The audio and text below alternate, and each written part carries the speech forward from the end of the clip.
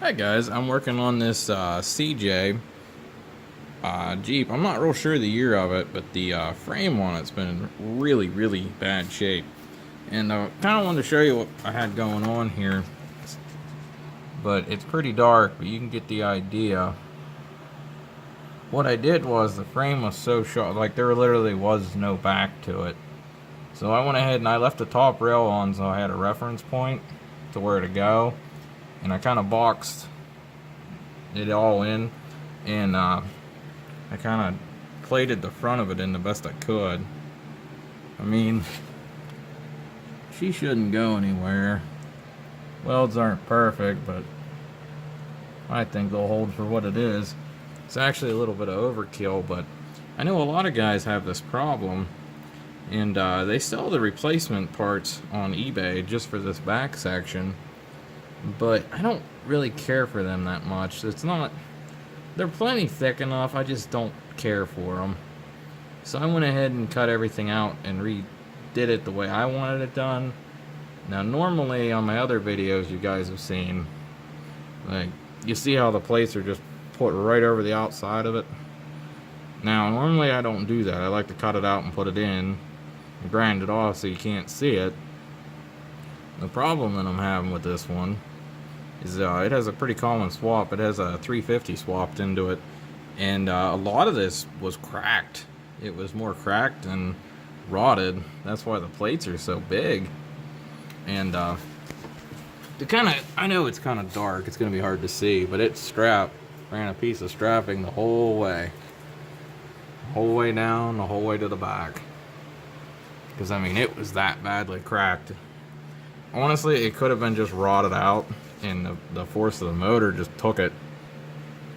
I really don't know for sure, but I just kind of wanted to give you an idea what I had going on here. I normally don't film other people's stuff, but I figured this is a pretty good indication because most people have trouble with these Jeeps. They always do this. And to show you how bad the frame actually was, here's the bar that goes across the back on one of these. If I can get the camera to focus right. There we go. Yeah, that's how bad it was. A lot of guys plate over that. Don't do that. You're just making yourself a mess. Cut as much of it as you can without, ruining the idea of the frame that you have. Sorry about that. Like I said, I'm not a camera person. But yeah, that's toast. And the bar itself had holes all through it. Now, what I'm gonna do is just run a piece of C-channel, probably like 1/8 inch. I know that's not quite 1/8 inch, but we're gonna do 1/8 inch. We've already gone this far. And just run that across the back. I'll probably cut that angle into it. I'm not real sure yet.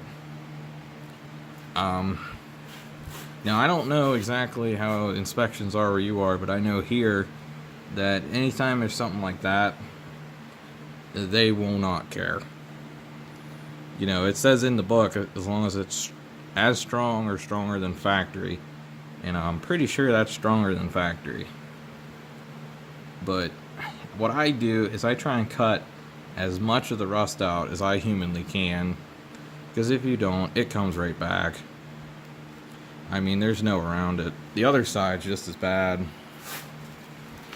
It's not quite as horrible. I cut as much of it off as I could. But yeah, you don't really got a lot to work with. A lot of measuring. Measure everything before you cut, so that way you know where everything goes. But you can see that weird spot in the frame. Somebody's already cut and welded pieces in this before, which, as old as it is, I'm not really surprised. But I mean, looking at one of these, definitely look at the back of it before you buy it, because I know me especially, I don't really do a lot of these, but when they're bad, they're bad. See, the frame on this side, it's actually fine. There's no real holes in it. I've beaten around on it. There is a hole up towards the front. Now, I'm probably going to end up cutting that out and putting a patch over it too. But Another thing to keep in mind when you do these, I don't know why these do this. I've dealt with this before. There's the back of it. I capped it. You don't have to. But what happens is, from this frame rail over to this frame rail, when you cut those bars out of there and get rid of everything, the frame springs in. Not a big deal. Can be a little tricky though.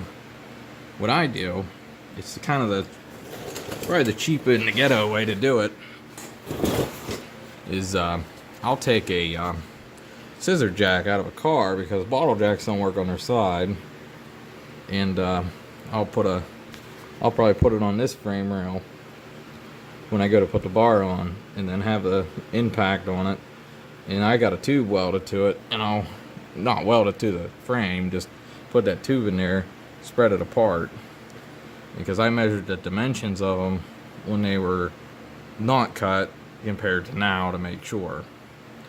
And when you do that, just pull them apart. I don't know if them are supposed to be bolted or welded.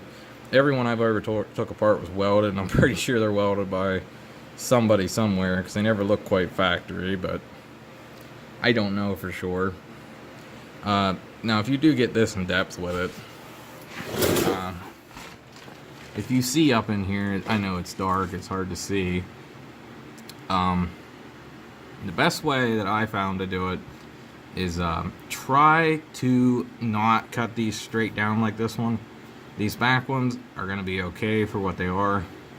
Now, if you look at the top, it's hard to see, but they're rounded.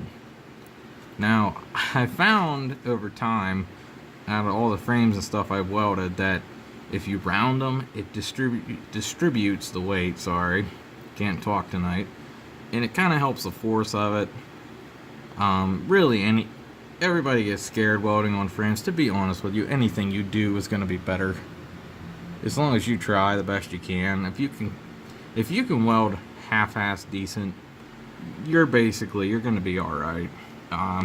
I get paid to do it a lot, mainly just because of the angles and how bad they get. Truly, when you weld on it, you probably will hate it, because no matter what you do, porosity is your friend, and it will come, especially with gas. Now, if you're using flux core, you can get away with it. It's just a nasty ass weld, and I don't like it, but it is doable. It won't hurt it. 115 volt welder, definitely do it. You definitely can do it with that. Let me show you in this dirt here. Like, say if we're gonna make a pass right there, that'd be the root pass, or you're gonna have porosity. It's just gonna be a bubbly mess. Now, what I do, burn that in there as hot as you can without blowing holes all through it, and then what I'll do is I'll go back through and just weave over top of it real slow, make a big weld the best you can. See, that's going to get rid of most of your porosity. Now, considering on what you were welding, if you come back over here, and what I'll do is once I weave it, if it's something really structural, I'll run a pass and a pass. Done. 115 volt, you do all that, it's not going anywhere. Harbor Freight Special will weld these perfectly fine. I mean, this obviously is well with 220 and close up of what I've been doing. Now, these were all had a little bit of a gap in them, so they got burned in pretty good. It's a 220, basically just a little Lincoln 180, I believe. I've used it for years. I love it. I love gas too. It's a lot nicer. I've used gas, flux core, like the actual dual shield. Dual shield for on this type of stuff, no. Just no. Semi-frame, yeah, I could see it. Something like this, it doesn't need that. I mean, like I said, it works fine. This isn't even the highest setting on the machine. I usually run it. It's kind of a dumber machine. You put it on C. It's like basically middle amperage. Who knows what it is, but it burns hot. Set it on C5 and it'll weld fine. Pretty much works for all positions. And overhead. Come on, camera, focus. Well, you get the idea. But like I said, if I had a light, I'd show you guys a little bit more of it. I figured I'd show you a little bit what's going on here. Definitely possible. Now, if I can get up under here, I'll show you the one that really had a bad spot. Okay, see how that one's got that curve in it? You don't need much of a curve. It really doesn't have to be much. It just kind of helps to distribute it a little better. It's not a necessity. You don't have to, but it does definitely help. If you're using a grinder, you don't have to make it round. Honestly, you could even cut the corners of it off and just both sides of the corners, and that'll give it a little bit of distribution. That would work fine. See, on this one, I welded it solid the whole way down. Now, these beads right here, what they are, one root pass, one big weave, basically. I know, it's so dark you can barely even see it, but there's no porosity in it. It's good to go. It's solid. It ain't going anywhere. Basically, this frame, if it got rear-ended by a semi, I don't even know if it'd move. If it does move, it wouldn't move much. The front of it would probably twist before. But yeah, that's how I like to do them. Again, I like to normally hide them. Can't always hide them. Sometimes you run into that. I mean, oh man, you can't even see. Sorry, but you can't always hide them. But something like this, being as cracked, broke as it was, a nice plate job will go a long ways in this thing's future. This probably won't rot out again. Oh my, for a couple of years. Maybe even longer, I don't know.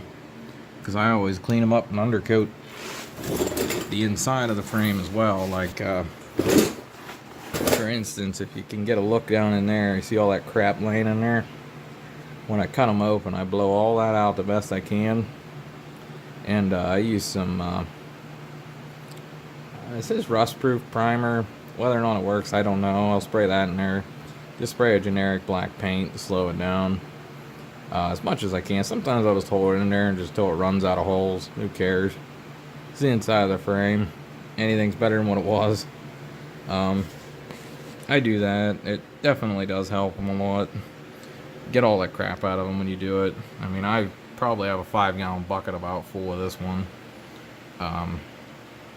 But yeah, I just wanted to give you guys kind of an idea what's going on. I wish I could show you the welds. Wish the camera would have a light on it. I don't even have a light. I use the MIG welder as my light, so just wanted to give you an idea. I think you guys got a pretty good one on this. It's pretty simple. Tearing everything apart stinks. I don't like it. Can't really do nothing about it. Another thing too, before I go, I wanted to add is I don't know if you can see it real well. This bar, well, there it is, right there. This mounts your gas tank. Now, this cross beam that went from here to here had a lip, like on the bottom of it, and it had holes in it for your gas tank to mount to. So what I'm gonna do, since my frame's a different shape in the back, a little bit bigger than what it was, I'm gonna get a piece of 1/8 inch C-channel, cut the ends like they were, drill the holes in them, and I'm just gonna drill the holes in it like straight up through for the gas tank. I might even do a little bit more and be nice to the guy that takes his tank out. I might weld pieces of 1/4 inch plate on top of it, drill through those, and then run a tap through it so I can get a bolt up through. Other than that, I think that's going to be about all I can do for him. I feel like it's going to be definitely solid, way better. Nobody really wanted to touch this being as bad as it was, and everyone wanted to put a new frame under it. Would a new frame be better? Yes, it would be better. Given the motor that's in it, do I think it would help it? No. I think a lot of this happened being it was rusty, and the motor definitely doesn't help. You know, a 350 carbureted, and it sounds pretty healthy, so I think there's something going on in there. So I'm assuming it's built a little bit. It's got a 3-speed manual transmission on the floor. I haven't really drove it. I just pulled it in here. I don't really drive people's stuff that much. I just fix them. But I'm assuming when you really get on this thing, I'm betting you she definitely tweaks her a little. And if he'd have got a factory frame, I feel like he still would have had some issues with it. It's a common swap. A lot of people do it, but they never tell you what happens. Being an older frame, you get a used frame, because I mean this thing, it's got to be at least in the 80s. I don't know for sure. A lot of Jeep guys might know. The front end style on it, if I can get up here, I'm not real sure on the front end style. You guys can maybe find out. I don't know what year this is for sure. And plus it's pushing 33-inch tires. I mean, you mashing on this thing, I bet she's tweaking some stuff. And I think honestly that's what cracked it as many times as it did, because it was pretty weird. The metal was solid. Now before I plated it, I did grind out the cracks, weld the cracks up, grind the weld down, plate it over top of it. Don't have to do that. I'm just doing it because I feel like if I don't, it would hurt it. It really won't. But to be honest with you, this frame patch here in Pennsylvania where I'm at, it's perfectly fine. They're not going to say a word about it. You get good welds on it, good solid frame, they're not going to bother you. They say something about a plate limit. I don't believe it. Might actually have it. I don't know. Anywhere around here doesn't really complain too much. Other than that, I mean, it's old enough. He could probably put antique plates on it and drive it. I don't think you got to get them inspected for that. Even if he did, this frame patch here really needed to be done, because really the only thing holding the thing together was the hitch. And well, I'll show you what else was holding it together. Whoever he got this from, I'm assuming, knew what was going on. And if you look right there's a bead running across it, and you can see there's no bolts in it. They're both snapped off, and I didn't do that, believe it or not. So it, it's kind of cobbled together. Pretty sure it's got some weld in there.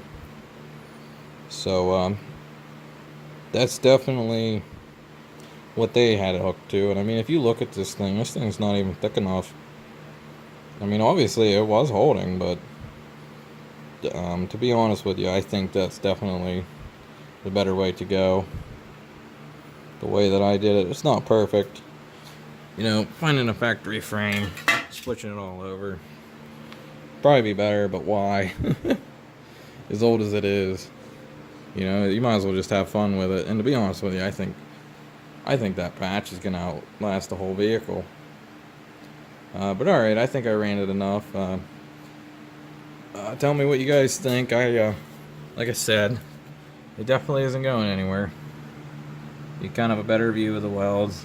All look about the same. I've done it for so many years that it just happens like that. Like I said, you can see I double pass everything as much as I can. But anyway, I'm done rambling. It's probably going way too long as it is. Tell me what you guys think. Thanks. Bye.